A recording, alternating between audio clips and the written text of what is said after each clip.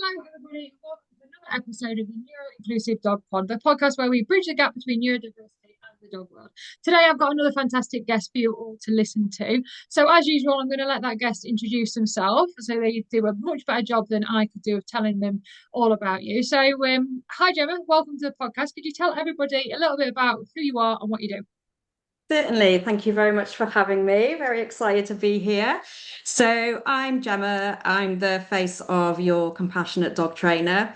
Mhm. And my mission is simply to help owners to help their puppies thrive and feel safe in this kind of crucial early stages of their life. So, I've been training now for about 2 years. Mhm. And I've recently launched out on my own. Amazing. So that's very exciting. I'm based in Shrewsbury in Shropshire, but I do online training as well. So people can access the help wherever they are. Um, and I have three main values as a dog trainer.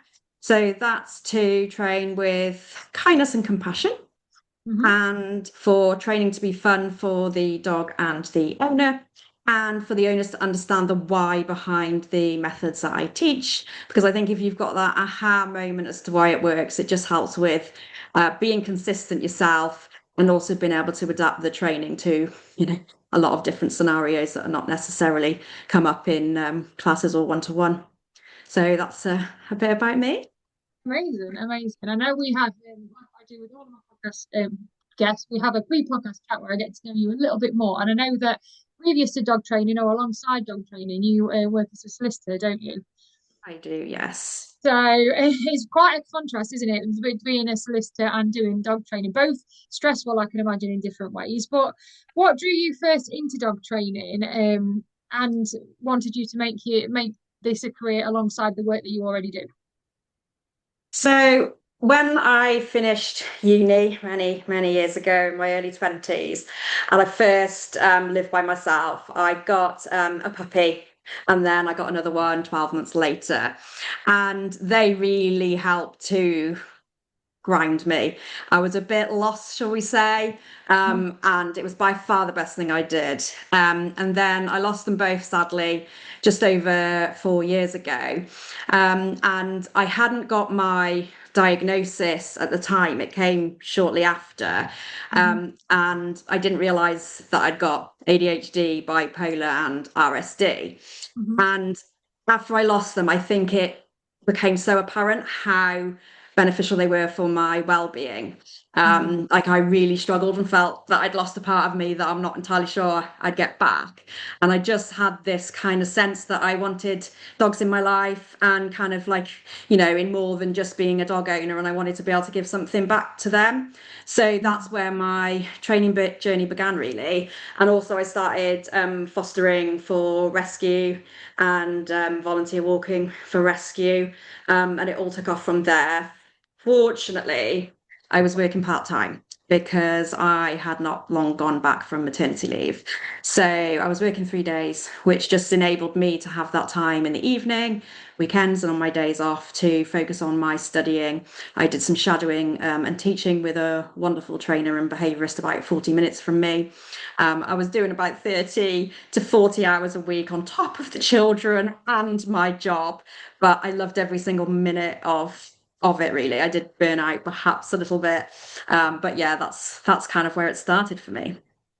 Amazing. It's not really like I always love talking to podcast guests and people in general, really, that dog owners, because there's always a story as to why people have got a dog, and there's always one dog that or a couple of dogs that started it all off, and yeah, it's interesting listening to people's different stories and journeys that now find themselves probably in a completely different place than, certainly for me. I never set out to be a dog trainer, never set out to teach agility, certainly didn't expect to be sitting where I'm sitting now, and I Yeah. blame Marlowe for it all. It's all his fault. So so they got a lot to answer for, these dogs. So you mentioned there just very briefly about RSD, and I know it's something that's massively affected me personally. I know it will affect a lot of our listeners as well, and I think that comes with, being neurodivergent, suffering things with imposter syndrome and trying to people please and all of that kind of thing. So, how have you found that from a personal perspective in terms of RSD when you're just starting your dog training business? Have you had any issues with that? Have you found it easy to cope with, or has it been times where you've really had to, look into things and think, for me, I have kind of thought, right, well, look at it from a logical point of view and then look at it from a natural point of view. And I'm kind of like, oh, this is my OSD talking rather than this is a logical view of it. Does that make sense? Yeah, absolutely. I mean, I think the RSD and the imposter syndrome is huge. And I think I've certainly delayed launching on my own for too long. I should have done it ages ago.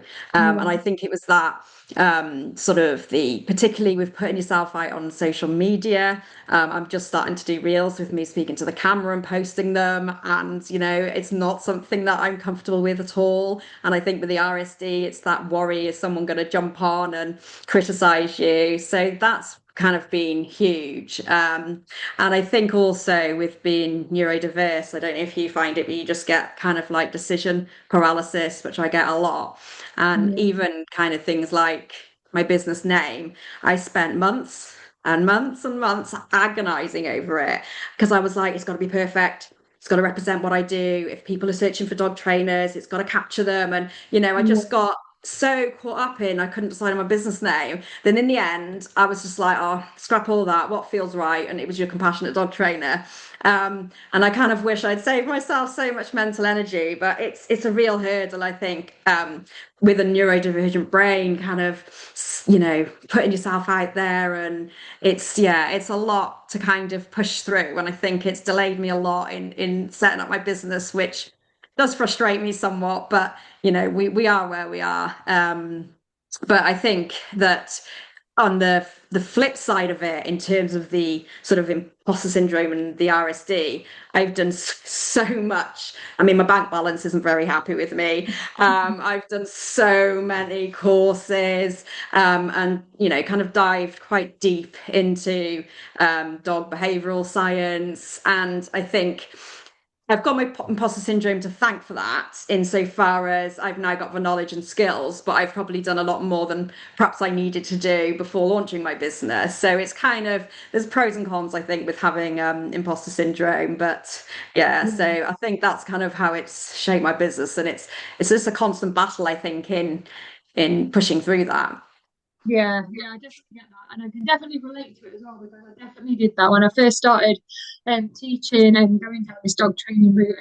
Because it is hard out there online, and there's a lot of people's opinions, especially on social media. People feel a lot braver to voice opinions that aren't always positive, and for me, I definitely found. If you got, there's a lot of noise about you have to be part of this certain organization to be a valid trainer, then you have to be part of this one, and you have to do this course, and I definitely myself spent way too much, thousands and thousands of pounds, doing every single course because now I didn't know at the time, I didn't know I was neurodivergent, but me at the time was like, if I do this course, then I'll be accepted, or they'll say that I can be a dog trainer. If I do this course, then, and of course, none of it ever leads to you feeling any better or me personally feeling any better because there's always someone else's opinion that thinks you should be doing something else. And all I got at the end of it, yes, I got a vast range of knowledge and skills and stuff, but I spent thousands of pounds worth, like on courses that I didn't necessarily need to build my business. They, one's in, I've got loads in like reactivity and stuff like that. I never once did react. I never specialised in reactivity, and of course, it comes up for every trainer. But I definitely get that.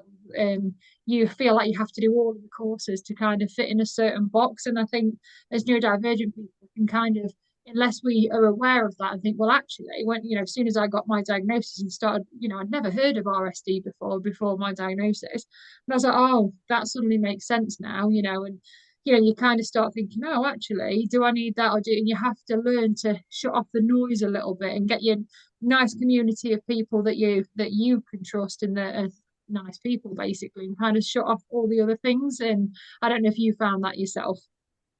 Yeah, absolutely. And I think, fortunately, we've got quite a nice community, obviously part of the Haven and things like that. And I think it is becoming a more supportive space. Yeah. But yeah, it is really tricky. And even I was about to post yesterday my dog drinking out of my wine glass that I'd filled with water. So I'd had wine and then I rinsed that, I filled it with water, went to bed thinking there's my drink for when I'm dehydrated. And then my dog's drinking out of it. And I nearly posted it them, I thought, oh my gosh, are people going to be like critical of my dog? Are they going to think it's fine? And it's you know, Yeah, you question everything, don't you? Which, yeah, yeah, it's just, yeah, you yeah, do. I wish there was that switch that you could just switch it off. But yeah, it is what it is.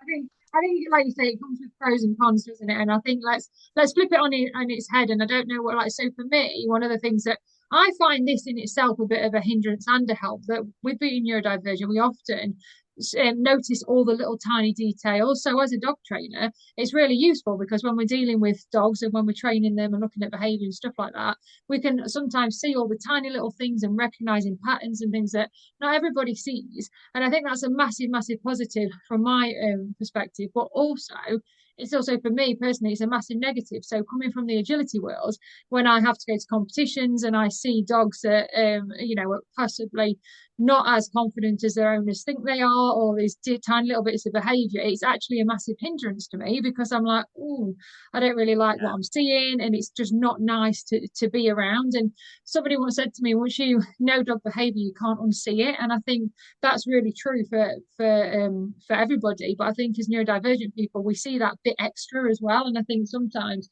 it can be a fantastic positive because we see the things that other people might miss, and that makes us better trainers and things. Not that I'm saying that neurotypicals aren't good trainers, it's just a positive that I've found. And so in terms of positives that you've personally found, have you found anything that's that neuro that being neurodivergent helps you with when it comes to your business? Yeah, so I think and I always liken it to Twilight the movie. So Mhm. I assume if you watched Twilight the movie, I haven't. you haven't. Okay, I so might have done. So so there's this girl Bella, and she doesn't quite feel connected to the human world as such, just a bit dissociated from it.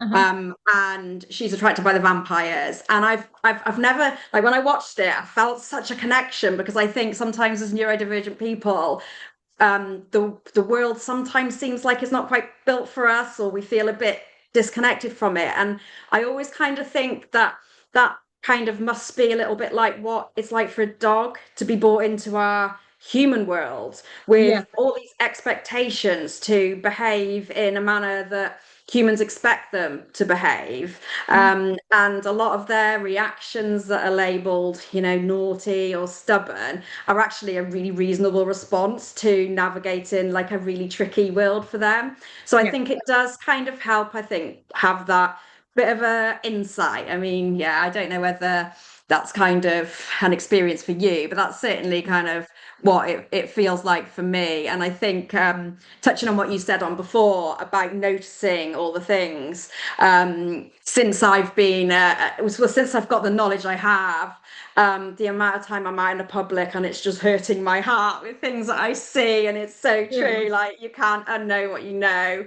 Yeah. But then there's the positives that come with that. So like say for example, I've got a training room at home, and say I had a puppy in, and for example, it wasn't like being able to focus like it normally would, then it would kind of be like, okay, how was its sleep last night? Was there anything different in the house this morning?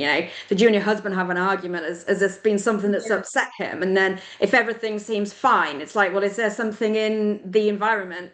And then it might be like, oh, it's a windy day. You're by the door. There's a draft. Move over to the other side of the room. And then all of a sudden the puppy might focus. And I think Yeah. because our brains and the overstimulation and the kind of sensory stuff of being neurodivergent, I think it kind of helps you put yourself into a dog's world that,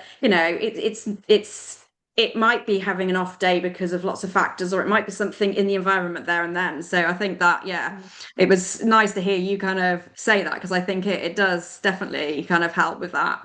Yeah, it does. I think it's like anything, isn't it? It has its pros and cons, and I think as neurodivergent people, we take in so much. And for me, the whole reason that I that this podcast exists is because for me, it's just getting more awareness about what it's like as a neurodivergent person in the dog world. There isn't that much awareness out there, and there isn't that we focus on the dogs, and rightly so, we focus on their emotional well-being and things. And for me, we need to also extend that to neurotypical people, neurodivergent people, because what we experience has such an impact on our dogs, then is, if they're turning up for training classes and our classes aren't, manufactured or set up in a way to help neurodivergent people, you're already getting a dog that's not going to learn properly because they're feeding off what the owner is doing and stuff. So yeah, but I think a lot of that comes with other kind of downsides as well. So one of the things for me is because I take on so much, external stuff, it leads me to, if I'm not careful, things like burnout and overwhelm. And so I have to really, really manage what I'm doing and my diary and making sure that I'm getting one, that my values and everything are clear as a business, but number two, that I'm getting the right type of clients in there, but number three, that I'm not packing my diary full of stuff because I need that time to, decompress. And just like you would give a dog time to decompress, us as humans, we need that as well, especially being neurodivergent. So for yourself, have you found anything like, how do you manage things like burnout? And I know you mentioned it earlier on in the podcast. Have you found that you've had to do anything particular to help with things like that, or even things like people pleasing?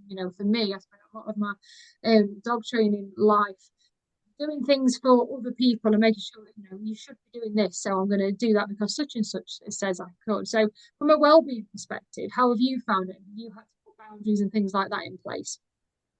Yeah, so I'm still not great Mm-hmm.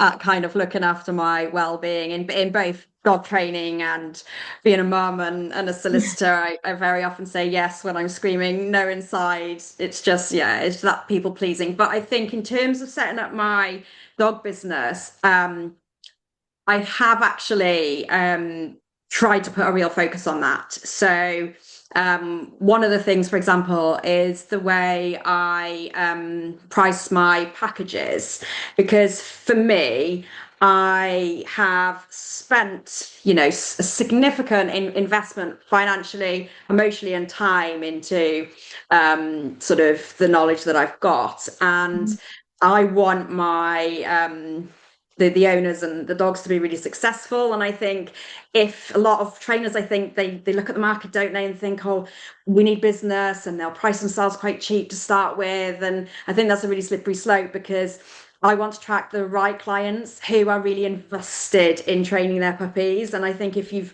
paid a decent price, you kind of invested, and that's really the people that I'm trying to attract, because I know that if I don't get the people who are invested, and put that work in, I'll then feel like this obligation towards a dog and probably go offering, extra free services, which I shouldn't do. And I think it's like that. I remember listening to something on like a coaching group, and there was a lady who really struggled with this. And what she kind of then did is she did some kind of rescue or voluntary work.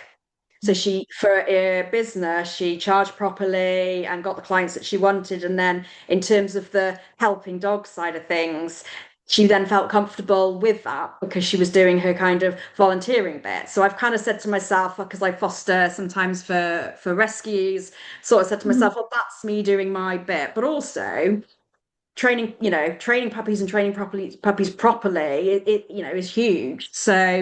So yeah, and I think, and the other thing is boundaries, is in terms of making sure my phone is a different number, making sure I can switch that off, different Facebook account, different Instagram account, and all those things really. And it's kind of managing clients' expectations on, what the service level is, when you are available. Because I think that's huge, because otherwise, if I see a message, I'll want to respond to it, because I'll be thinking, oh, the owner's sitting there with a problem. But then, like you said, you get overwhelmed, you burn out, and then you're no good for anybody. Yeah, definitely. And I think as well, it's important. It's hard when you first set up a business too, because especially being neurodivergent, you want to people please, you want to do it all right or whatever, and you think you need to be doing things a certain way. And I think it's really important what you mentioned there about if you can have it a different number, or definitely switching your phone off or not answering messages and stuff. Because the thing is, what happens with the general public, they once you kind of cross your own boundary, so for example, if you say I'm not going to do answer messages after 6, but for some reason you're scrolling your phone, you've got it in your hand, and you think, oh, actually I will, that then becomes an expectation. You kind of can't go backwards on it, because then that, it's really, well, you can, but it's very hard without confrontation or whatever else, which as neurodivergent people, we're not always very good at. Well, I'm definitely not. So I think it's super important, especially when you're starting out, to set those boundaries and stick to them, even though your whole mind is going, oh, somebody's interested in me, especially in a new business. I might get a client, it would be nice to earn some money or something like that. But yeah, what a lot of people do is, and I made this mistake early on myself, you end up going back on things, or you end up, especially with pricing. It was interesting that you mentioned that as well, because um, with my business coaches head on, even though I've learned from mistakes, as well as have made them, as well as what I advise my clients is, you very struggle then if you start out and you price very cheaply, or because everybody else is pricing the same and you think you should offer those prices, then it's hard to then increase them to what you're actually giving, because the services we all offer is all, we all offer individual packages and things like that. And what you're offering might not be the same as what someone else is offering, but do you know what I mean? It's really important that you're very clear on who it is you want to serve, basically, and what you're offering them, rather than just going into pricing from a, they're offering that, I want some business, because it is hard to go back. So it's really really impressive that you've done that, and thought about it so early on, because I didn't. I was just pricing what everyone else was doing. I was doing 10 times more work, and then feeling burnt out, but also feeling frustrated as well, because I'm like, well, this isn't fair. I'm giving them a much better service, but for the same price that someone else is doing half the job, basically. Yeah, absolutely. So you mentioned that you work a lot and specialize with puppies. So what is it that made you specialize in puppies and early prevention work? So I think when I started fostering for the rescues, I didn't, before I fostered for the rescues, I didn't quite realize how in such crisis the rescue world is.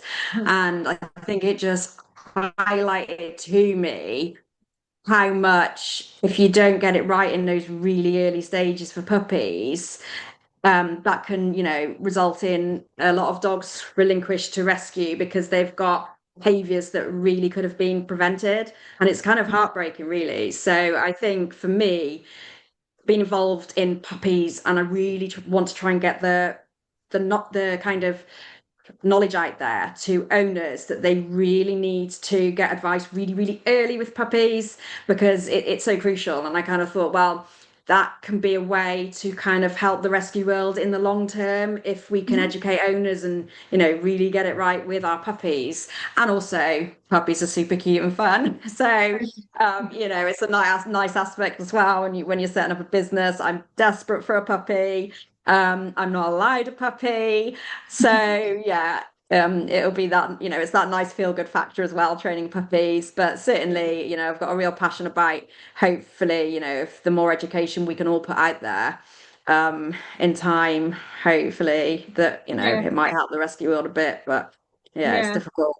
No, I definitely get that. Who would not want to deal with puppies all day long? But I definitely get what you're saying there about the information and changing attitudes, because I think sometimes us as dog trainers, we see it a lot, and we know the importance of early training and stuff. But I think sometimes it can come across with puppy training. We'll go to a 6 week course and we tick it off, done. And then definitely when I was offering classes years ago now, when I first started, we'd see that you'd see them for 6 weeks and then they'd disappear, and then you'd see them again probably about 15 months old when they hit adolescent. Yeah, Yeah. adolescence, that's a word. My brain just had a brain freeze, and I was like, I can't even remember the word adolescence, and all of these naughty behaviours coming, and it's like, if you'd have just, I never said this at the time, but you feel like saying, if you'd have just kept up with it, or just understood that it's not a 6 week and ticked off done. A lot of the, we're not saying that adolescence isn't a hard time, because all they tend to forget everything they've ever learned anyway, but it would be a lot easier if you got into that routine and things. So I definitely get that. It's uh, it's one of the things that's similar to why I do this podcast. The more we talk about it, the more we try and change opinions and raise awareness. Hopefully, in Yeah. time, things will change. So you mentioned there that the rescue world is in crisis and at the moment. So for you, from your perspective, what do you think is going wrong for so many new dog owners? So I think it's a huge combination of lots of factors, but I think Mhm. a lot of, for the reasons that we've just touched on, I think a lot of dog owners don't understand, particularly the kind of up to 16-week period, the how crucial it is to make puppies feel safe in this world. And I think we get this cute puppy and we want to train, some sit, some lie down, and we think, oh, great, we're doing well. And, there's no misintentions of owners. They don't quite realize that safely exposing the puppy to the world is one of the absolute best things you can do. And also, Mhm. somebody was mentioning somebody who'd got a puppy, and then 3 days later they were saying, how do I leave my puppy for 8 hours to go to work? And I think it's that education that people don't have. And then, of course, that puppy may develop separation anxiety if they don't understand how to navigate the chewing and teething phase. We might have a destructive dog, that you very often get dogs that constantly bark, and then they've got neighbor complaints and reactivity and all these things that really can, like, I think a lot of people just think that their dog is just, that is what it is, and the dog perhaps was, it's just their nature. Well, in the majority of cases, no, it's not. It's those early life experiences. And I think also there's a tendency to jump online as well in the early stages, because finances is a huge thing for people, and the cost of living. And then I think people try and look for advice before they go to a trainer, and really they need to go to a trainer as soon as they can, and save money in the long run there, really. So I think, yeah, the cost of living certainly hasn't helped, and Mm. COVID puppies with the lack of socialization. So I think it's just, a real bad combination of all of those things, really. Yeah, it is so super, super important. My youngest Quest is a COVID puppy, not because of I was born in COVID or anything like that. It was just timing of when the litter was ready. And I have definitely he's definitely got behavioural challenges because of that. Thankfully, luckily I do the work that I do. But I always say to my husband, if he'd have ended up in a different home, he probably wouldn't be here anymore because, he's a lot of puppy and because he's a lot of dog really. But fantastic for what I do with him. I do agility and all kinds of things. But if I didn't have the knowledge that I had and he was in a pet home, he certainly either would have been put back into rescue or definitely put back to sleep because he's never bitten anybody. But there was potential there, and it was. Even things with the vets, because of the when he was going to the vets, it was what the time when we used to just have to hand them over in a car park. So whereas my other two dogs had a completely different view, we used to take them into the vets regularly and play games with them, when they weren't seeing the vet, building up those positive associations with the environment and stuff. Whereas Quest never had that, and he had quite a few bad experiences with the vets in there as well. So the vets is a big issue for him. And just that socialization of him, he used to be scared of people, but then also because of COVID and the media and all of that, when we were finally let out, then I was anxious of people. So he picked up on that because he picked up on our behaviour. So that's been another thing that we've had to work through. I mean, obviously, he's going to be 5 in January, and luckily, I know what I know. So he competes in agility. He's fine with people now. He's okay with dogs and all of that. But definitely, if he was put into the wrong home, I doubt he would be here now, or he'd definitely be back into rescue with somebody that he somebody that had behavioral knowledge basically. So those early puppy days, when you speak about the socialization and stuff, are super important because you have seen, even with me teaching classes in the agility world, the COVID puppies are the ones that are struggling a little bit more so than possibly than other dogs because they didn't get that. We didn't get that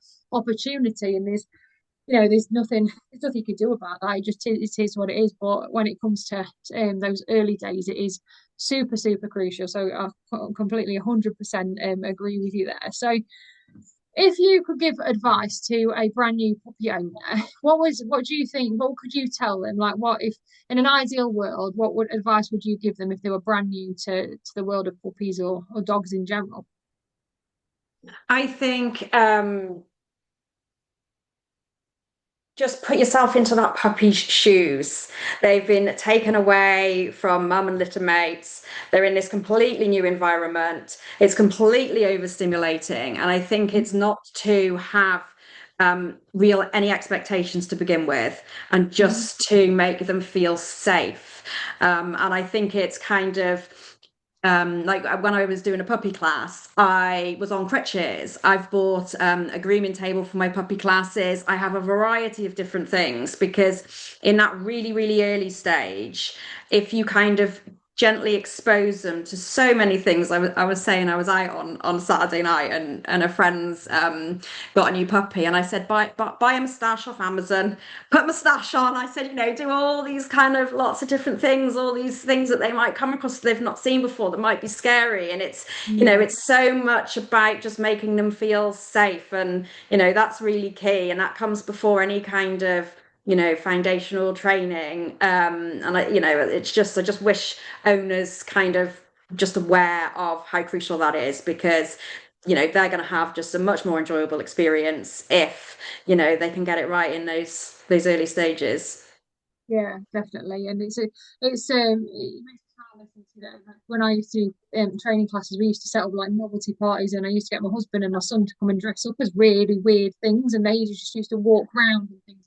It can actually be really, really fun, like training a puppy, can't it? When you think outside the box and think beyond behaviours of those traditional sit down weights, those kind of things. And I think it's one of the things that was a massive raised my awareness quite early on in terms of, and coming and looking at it from an agility perspective as well. It's not always, it very rarely is the skills and the behaviours that the puppies need. It's the things like the disengagement and the confidence and that relationship building with owners and stuff. But I think traditionally a lot of the way that dog training has gone is, we take them to a puppy class, so we teach them to sit, we teach them to wait, we can, do all of these tricks. But it's fantastic to hear that you're doing building that awareness and thinking outside the box and help, because at the end of the day it's going to help more owners and like more puppies, and hopefully stop them getting back into rescue, because I think the traditional way of training them doesn't really set them up for a life, a general human life, does it? I mean, it's nothing. Yeah, it's No, bad enough. They need to sit, possibly, but what they need more is confidence in those environments, around those situations they're going to come up against. well, Do you that's get what it. Yeah, I don't think any dog's probably been relinquished to the rescue because it doesn't know how to sit or lie down. So yeah, yeah, super important not to focus on those things. And I don't necessarily teach a sit. It's owner's preference really, because I remember hearing about a poor puppy who was because they're so eager to please, aren't they? A poor puppy who was dislocating his hips every time he was asked to sit, and he was doing it. And you've got to kind of think about all those things with yeah, certain behaviors that you're asking the puppy to do. Is it something that's comfortable for the puppy as well? yeah, that's definitely, it's horrible, isn't it, when you hear those stories? And I say, again, teaching for agility, when people like they so focus on we must have a start line sit and a wait, and I'm like, well, no, he doesn't. The dog can go in whatever position it wants to, and for Quest, because he was a dog that was struggling with anxiety and his confidence and things, and for him, I don't ask him for, I'll ask him to go into a position, and it doesn't matter for me whether he sits or drops into a down or whatever he does. If he's confident enough to hold position so I can, get out a little bit. And I remember a trainer once saying to me, saying, "Oh, he's gone from a sit into a down. Are you not going to correct that?" And I went, "No, because he's still, he's not moved position. I don't care whether he's in a sit or a down. It's whatever he's comfortable in." And actually, from a behaviour perspective, once he drops into a down, I know he's way more focused on me than he is in a sit. He drops into, he's a cocker spaniel, but he's got a lot of collie traits, and it wouldn't surprise me if somewhere down the lines he's got, he acts very much like a collie. So he almost dropped into a down and goes into stalking mode. And I know that if he's on a start line and he's dropped into a down, the environment is not bothering him because he's locked onto what I want to do. So if he was focused on a behaviour, I could have spent ages going back and recorrecting that and stuff. And I'm like, no, it's not for me. It's the bigger picture and all of that. Absolutely. Yeah. Yeah, as long as the dog's happy and stuff, the behaviours, within reason. Obviously, we need them to be safe and what have you. But Yeah. yeah.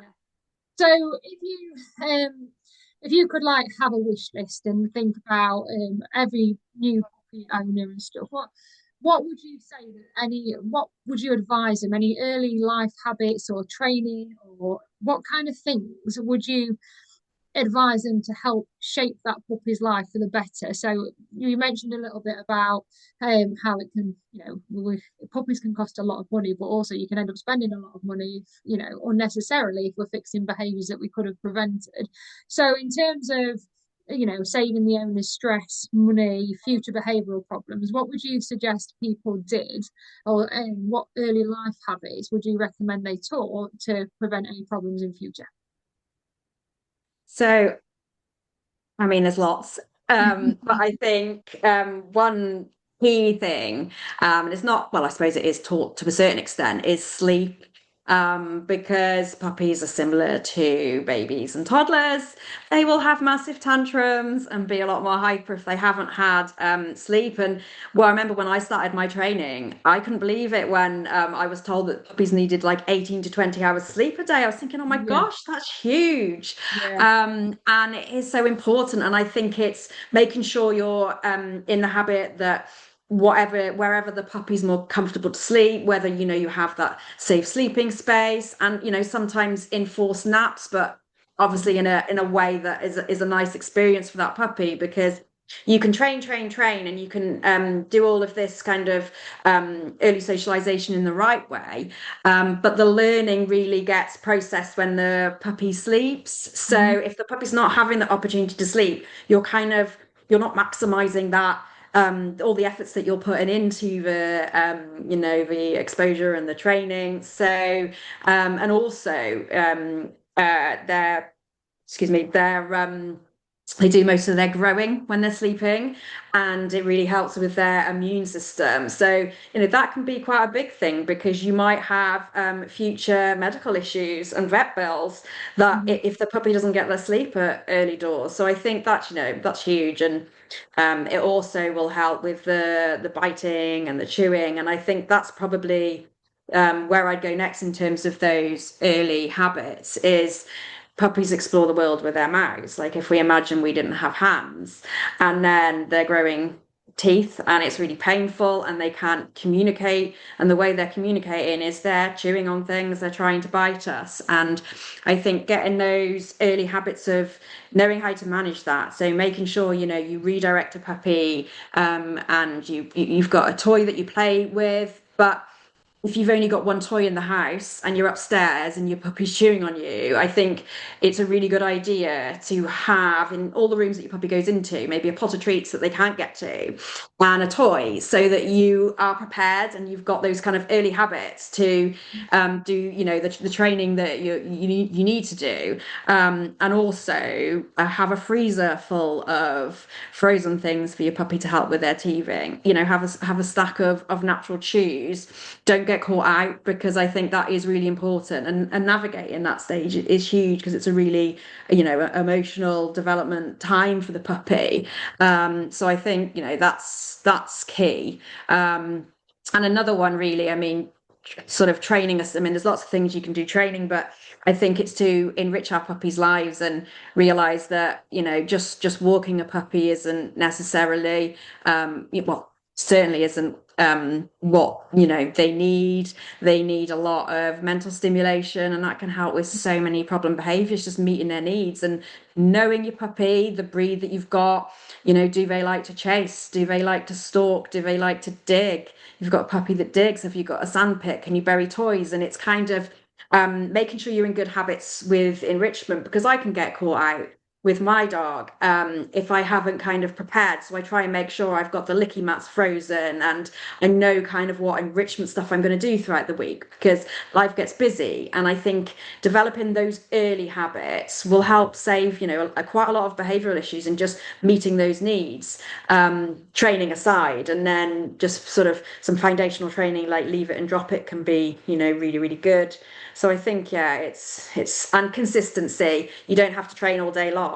Put the kettle on, do 3 minutes, and just little and often, really, just developing those kind of habits. And I think, as you said earlier, I always think that you need to kind of consistently train until they're about two. Yeah. I mean, it's all going to be different depending on the dog, but I Yeah. think if you can consistently train until they're about 2, then, Yes. you will have gone through that early stage, you will have gone through the adolescent stage, and, they will remember what they've been taught. They just need some guidance, don't they? Yeah. Yeah. So yeah, consistency is key, and it's hard in the busy world. So it's finding those little things like, making sure you've got treats in every room, and things like that. So you can just practice here and there and have your toys. And yeah, so it's being prepared really. Yeah, definitely a lot of good advice there. And I think I love the puppy stage, but it can be quite stressful and it can be quite tiring yourself and overwhelming, whether you're neurotypical or neurodivergent. But I think being prepared is the best thing. And then realizing, I think sometimes it's almost like when I used to teach puppy classes, it's almost like there isn't a lot of, sometimes people come into it completely blind. They'll like go and get a dog and then they don't actually realize what that dog needs and stuff, and then they're kind of stuck, not I say stuck in a loose term, they are kind of stuck with it because they're like, oh, I love this dog, but it's a lot of dog, or I didn't realize and things. But I think by there is a lot of things you can do, like you've mentioned in there about putting things in the freezer, natural chews, and you know just doing little bits of training, those 3 minute kettle boil training sessions. That's, to be honest, it's how I train my dogs in general anyway. I mean, my dogs are 11, 9, and nearly 5 now, and I still do that. I love training anyway, but I think it's sometimes we think that we have to train the dog and they have to be, have to take them to classes for hours and hours and hours. That we do need to have our dogs in a training class so we're getting the right advice. But a lot of what happens as well, you can take the training from that class, make yourself a cup of tea, and just either give them a licky mat or just do a little bit of training. I think factoring it in with what you said there about earlier on about rest and stuff, that's super important. And even for now, for my agility dogs, people don't understand the amount that they to process that learning. They'd be better off just going and giving them, putting them somewhere safe, whether that's in a vehicle if it's appropriate to do so in terms of weather. Um, Giving them a chew, letting them have some downtime. Because one of the things that I see quite a lot is people at agility shows, they just have the dogs out all day. And I'm like, or even in a group scenario sometimes. And this is where awareness again comes in, because they'll have the dogs in a class. And I always say to people, the dogs that are watching are working 10 times harder than the dogs that are actually having a go, because they're just on and they're like watching agility TV or whatever it is. And, donors can be doing a little bit of training at the side again. But for some dogs, that's fine. And some dogs can cope with that really, really well. But for other dogs, they'd be better off just, having I don't know, a snuffle mat, or going and being popped away for a rest in a crate or whatever it is that's safe and appropriate to do so. Because then what happens is it gets to their turn, the dog can't do anything because the bucket's full and they can't concentrate and stuff. And then the owner gets frustrated and that fractures the relationship and stuff. So it's kind of this, this awareness and making people more aware of the dog's needs and the humans' needs and stuff. It's super, super important. So it was really, really interesting to hear all of those points that you put out there. So taking it back to a more dog training, like looking at it through a dog training lens. So to finish off with, if there are any neurodivergent dog professionals listening that are just at the start of their career, um, what what advice would you give them to try and prevent them feeling so overwhelmed, or what message would you like them to know from your perspective? What advice would you give? And I'm quite glad you've asked this, because when you asked me about well-being before, I was thinking I hadn't mentioned coaching. Now, I think for me, I've got a business coach, and it's been exactly what I need. And you don't necessarily, it doesn't have, there's loads of coaching options. There's groups, there's one-to-one, or even just, some safe, supportive groups. I think if you're struggling and you're letting, like for me, letting the RSD, the imposter syndrome, get in the way of that kind of knowledge that you have that you need to share with the public. My ADHD, I don't know, practitioner who prescribes my medication. I remember when I had her review and I was like, I'm thinking of doing this course. And she was like, Jemma, everybody needs your knowledge. Stop doing courses, stop spending your time on courses, get out there and give people your knowledge. And I think getting a business mentor has helped me keep on track. And I needed it. And I think it's getting support if you need it. And really, I think when I had a kind of free call with my business mentor, she said to me, invest in your future income, because I felt like I couldn't afford it because I've got a lot of debt, but I've added to that debt because I thought, well, actually, that's really bang on. Invest in your future income because you'll get there sooner. And just, it's okay to need that support and guiding hand, really. So I think it's, yeah, reach out for that support if you can.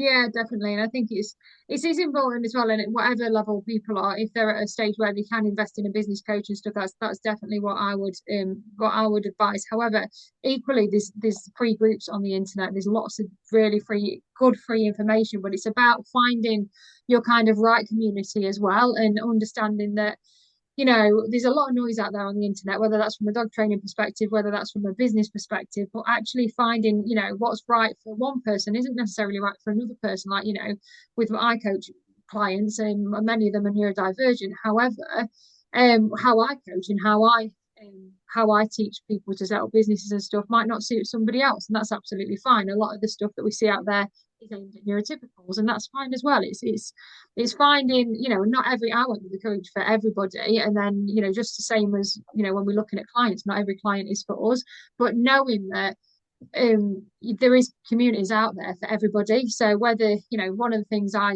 invested a lot in a business coach early on, and their values didn't align with mine because I'm not particularly money motivated, and that sounds ridiculous, running a business, because we all need money to survive.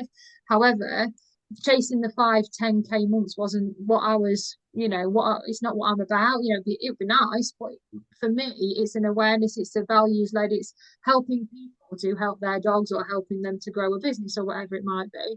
Whereas their coaching method would be like, go and do this or go and do that, which possibly would get me the income to, the 5-10k months. But what they were asking me to do didn't sit well with my values. I didn't want to cold DM people and, push myself in people's face, or make friends with everybody on Facebook that's got a dog. But that works for some people. And I think, like you say, it's really important to go and find, get that advice and get that support, and pay for it if you can afford it. But if you can't afford it, go and find the free groups, because there's loads and loads. And understanding that, it's okay to, leave a group if it's not for you, and you will find you're the right coach, the right group for you. Just keep looking. And I think that's one of the reasons that I developed my communities as well, because there wasn't that there for me. And I was going through 10 plus years of life going, oh, I'm the only one that's feeling like this, and nothing suits me and stuff, and just feeling really isolated and things. So I think it is super, super important to find the right communities as well. Don't you agree? Yeah, absolutely. I spoke to three business mentors and I felt really guilty. I almost Yeah. went with one because she was so lovely. Felt Yeah. guilty not going with her. But then the third lady I spoke to, she was neurodivergent herself. She was all about well-being, and she's got like this trauma-informed program which I get access to, which is understanding trauma for you, owners, and the dogs. And you've got to find what works best for you. So yeah, it's certainly having a look out there. And I'm part of lots of really helpful free groups as well. So yeah, I certainly agree with that. Amazing, amazing. So we always finish the podcast with a quick fire round so we can get to know you a little bit better. So are you ready for these really, really difficult 5 questions? Go for it. So number one, tea or coffee? Tea. Oh yes, I always look. It's always to me like a little bit of a moral victory when I get somebody that's in the tea camp, because I'm team tea, my husband's team coffee. So we have like this little mini competition. So yeah, one to me. This one might be a little bit more difficult. What's your favourite dog breed? Oh, oh, this is difficult. Can I give two? Go on then. So, Labrador, my dogs I lost were Labradors, and my beautiful dog now is a German Shepherd cross. So I can't slip myself to one. Oh, amazing. We'll let you have those two. So, what's your go-to dog product that you use or recommend all the time? Oh, that product. JR Pate. Yeah. Yeah. Love it because you can grate it into tiny pieces, snuffle mats, the garden. I absolutely love it. It's my go-to. Amazing. Amazing. So, lead walk or off-lead adventure? Off lead adventure. Amazing. There's a very few that say lead walk, but they always say off lead adventure with a caveat that if no one else is around, because that can be hard to navigate. Amazing. And the last one, what is your favourite way to recharge after a busy day? A glass of wine and a good drama on the telly. Because if I watch something too light-hearted, I can't focus on it. So I have to have, like a line of duty, good drama, glass of wine. Yeah, I love that. I haven't done that for a long time, but yeah, I love that. You have to put it in your diary, but factor it in Yes. like an appointment. That's it's really I always love that question because you just get to know people a little bit more because from what they say, and it's really interesting because some people have really contrasting ones. Like one person said, and they like knitting, but they also like high crime drama and stuff. And I'm like, oh, that's very that's a very big contrast, but it's brilliant. I love them. I find people fascinating. I love them. I love them anyway. So, and the most important one, if anybody's listening and they want to get in touch with you or learn more about what you do, where can they find you? So I have a website which is really easy because it's gemmaland.com. So it's Mhm. my name. I am your compassionate dog trainer on Facebook and Instagram. I've only recently set up my Instagram account. I still haven't really mastered that.